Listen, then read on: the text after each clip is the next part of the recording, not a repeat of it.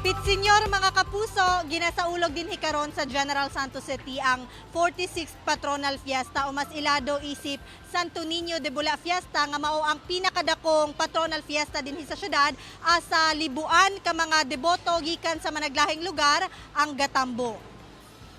Alas 5 sa kabuntagon kaganiha, puno og mga deboto ang Santo Niño de Bula Parish asa pipila kanila bitbit ang ilang imahen sa Santo Niño.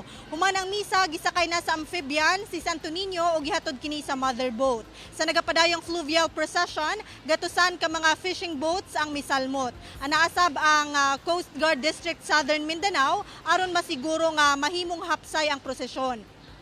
Nagsugod matud pa ang fluvial procession kaniadto asa mga bangka pa lang ang nagasalmot hangtod sa dunay mga dagkong fishing boat.